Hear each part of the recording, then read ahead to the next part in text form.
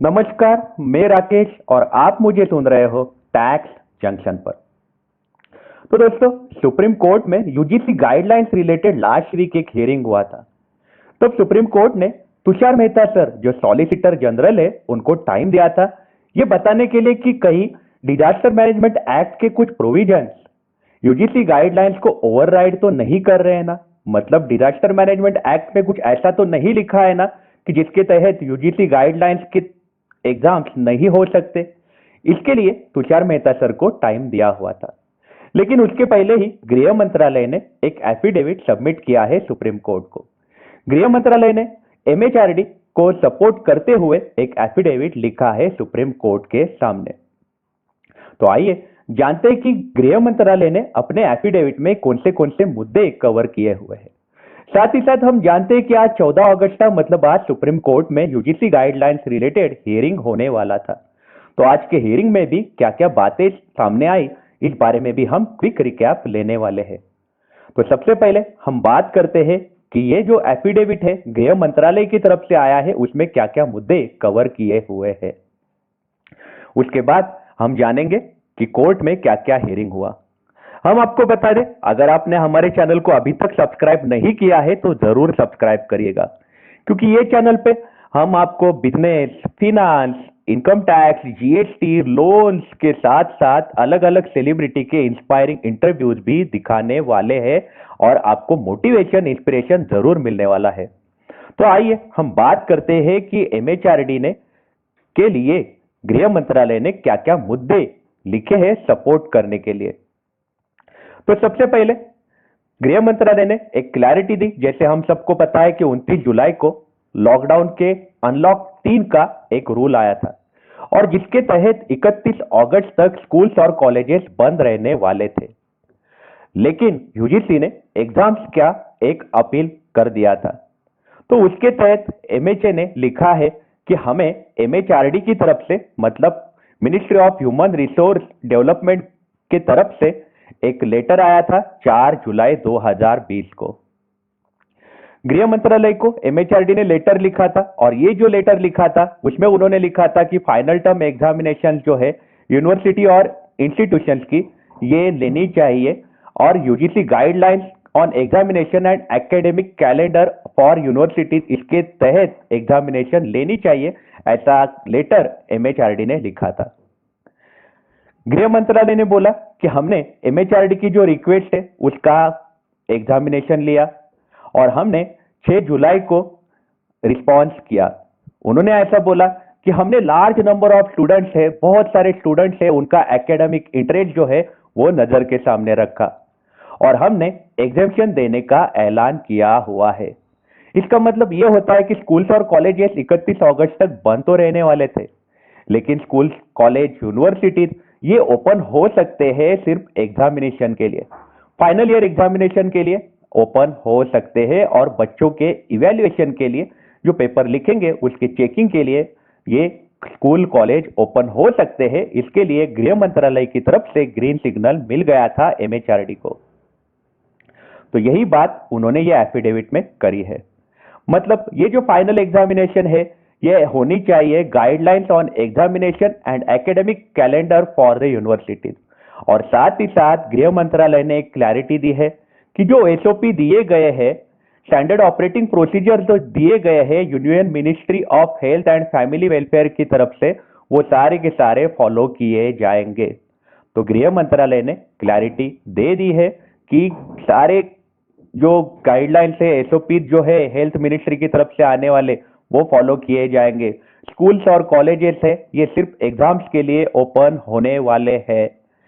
Exams का purpose के लिए, बाकी कामों के लिए, टीचिंग के लिए वगैरह वो बंद रहने वाले हैं। उसके लिए गृह मंत्रालय ने एमएचआरडी को परमिशन दिया हुआ है।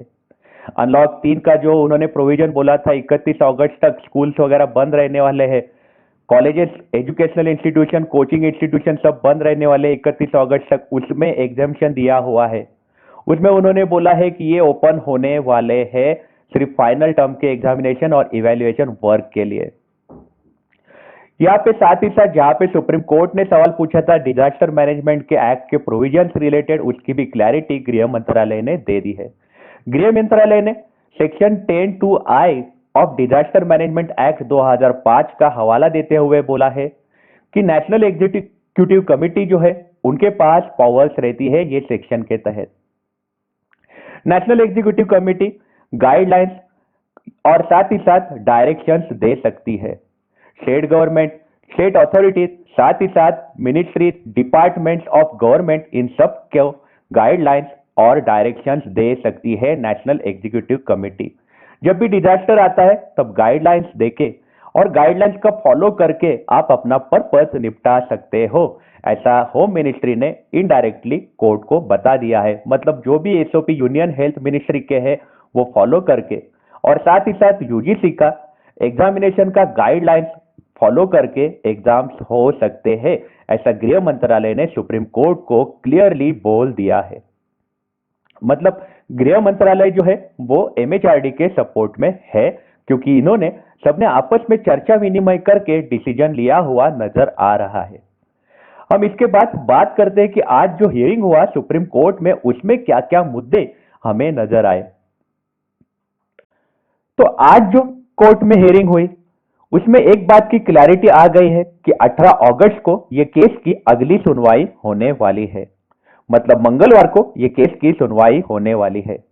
आज की अगर हम बात करें तो सिंघवी सर जो है सीनियर एडवोकेट है, जो स्टूडेंट्स की तरफ से केस लड़ रहे, उन्होंने कोर्ट को क्लियरली बोला कि एग्जाम्स जो है नॉर्मल टाइम्स में लिए जाते हैं तब हम उसके अगेंस्ट नहीं होते हैं, लेकिन एग्जाम्स अभी बीमारी के समय लिए जा रहे हैं, हम उसके अगेंस्ट जरूर है, क्योंकि बीमारी के केसेस जो है वो बढ़ते जा रहे हैं। सिंघवी सर ने ऐसा बोला कि ये जो मैटर जो है ये बच्चों की जिंदगी का और हेल्थ का मैटर है। सिंघवी सर ने आर्टिकल 14 का हवाला दिया। आर्टिकल 14 अपने घटना का जो है वो इक्वालिटी की बात करता है। सारे स्टूडेंट्स जिनका डिफरेंट एक्सेस लेवल्स भी होता है, मतलब उनका कहना था कि अलग अलग गांवों के बच्चे हैं, उनको शहरों में आना पड़ेगा एग्जाम देने के लिए, और कुछ लोगों के लिए अलग रूल और स्टूडेंट्स के लिए अलग रूल, इसके लिए उन्होंने इक्वालिटी का हवाला दिया है। एग्जाम जो है उन्होंने बोला आगे कि एग्जाम जो है ये कोई एंड नहीं है, एग्जाम होने चाहिए जब टीचिंग हुआ हो, तो मतलब जब सिखाया जाता है तभी एग्जाम होना चाहिए। यहाँ पे उन्होंने ऐसा बोला कि आप तो स्कूल कॉलेजेस बंद रख रहे हो, मतलब आप टीचिंग नहीं करवा रहे हो लेकिन आप एग्जाम्स तो लेना चाहते हो, ऐसे कैसे होगा? मतलब बगैर सिखाए आप एग्जाम्स कैसे ले सकते हो? होम मिनिस्ट्री जब भी गाइडलाइंस दे रहे थे तो होम मिनिस्ट्री ने कभी भी इस बात का जिक्र नहीं किया कि एग्जामिनेशन कैसे होने वाले हैं, और अचानक से यूजीसी के गाइडलाइंस आ जाते हैं जुलाई में और वो बोलते हैं कि एग्जाम्स होने वाले हैं 30 सितंबर के बाद। इसलिए बच्चों का कोई भी ध्यान नहीं दिया। एमएचए ने कोई भी एजुकेशनल इंस्टीट्यूशन ओपन करने के लिए परमिशन नहीं दी, लेकिन बस एग्जाम्स के लिए उन्होंने परमिशन दे दी है। मतलब ये जो हुआ है ये माइंड का प्रॉपर एप्लीकेशन हुए बगैर ही ये डिसीजंस लिए गए हैं, ऐसा सिंघवी सर ने सुप्रीम कोर्ट के सामने बोला। सिंघवी सर ने ऐसा भी बोला कि शिक्षा ये कोई स्पेशल नहीं है, लेकिन ये बीमारी जो है ये स्पेशल है फिलहाल। तो सिंघवी सर ने क्लियरली बोला है कि बच्चे जो है उनको पहले मालूम ही नहीं था, गृह मंत्रालय कभी जानकारी नहीं दे रहा था कि एग्जाम्स का कैसे होने वाला है। अचानक जुलाई में नोटिस आ जाता है कि आपको सितंबर से एग्जाम देनी है। साथ ही साथ स्कूल कॉलेजेस बंद रख रहे हैं, बच्चों को सिखाने के लिए परमिशन नहीं है, लेकिन एग्जाम के लिए स्कूल कॉलेजेस ओपन होने वाले हैं। ये कैसा कायदा हुआ? ऐसा सिंघवी सर ने कोर्ट के सामने सवाल रखे। तो हम जानते हैं कि दीवान सर ने कोर्ट के सामने कौन से मुद्दे रखे। तो दीवान सर ने इंपॉर्टेंट मुद्दे ये रखे कि बच्चे, टीचर्स, इन्विजिलेटर्स जो एग्जाम के टाइम रहेंगे वो, साथ ही साथ बच्चों की फैमिली और उनके दादा, नाना, नानी, उनके साथ बच्चे रहने वाले, ये सारा होमोजीनियस ग्रुप हो जाता है।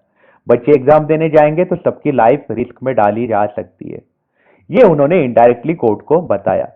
साथ ही साथ दीवान सर ने और एक बात कही कि महाराष्ट्र गवर्नमेंट जो है उन्होंने अपने बहुत सारे कॉलेजेस है वो रिजर्व करके रखे हैं ये बीमारी के चलते, कि जहां पे पेशेंट्स को रखा जाएगा, क्वारंटाइन किया जाएगा। तो ऐसे केस में कॉलेजेस में भी हालात वैसे ही रहने वाले हैं, ऐसा उन्होंने इनडायरेक्टली कोर्ट को बताया। स्टूडेंट्स जो है उनका जो तकलीफ है वो रखने की कोशिश दीवान सर ने कोर्ट के सामने करी है।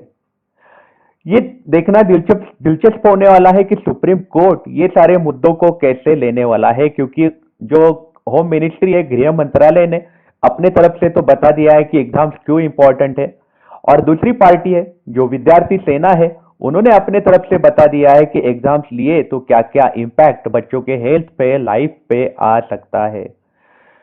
आर्टिकल 14 का हवाला दिया गया है, इक्वालिटी का हवाला ये केस में दिया गया है, और साथ ही साथ राइट ऑफ लाइफ का भी हवाला दिया हुआ है।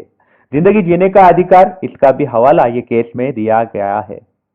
तो आपकी इस बारे में क्या राय है, मुझे आप कमेंट सेक्शन में जरूर बताइएगा। आप अपना ख्याल रखिएगा। अगर आप काम के लिए बाहर निकल रहे हो तो आप अपने आप को सैनिटाइज जरूर करिएगा। Take care, have a nice day. का भी आपकी इस बारे में क्या राय है, मुझे आप कमेंट सेक्शन में जरूर बताइएगा। आप अपना ख्याल रखिएगा। अगर आप काम के लिए बाहर निकल रहे हो तो आप अपने आप को सैनिटाइज जरूर करिएगा। Take care, have a nice day. Right.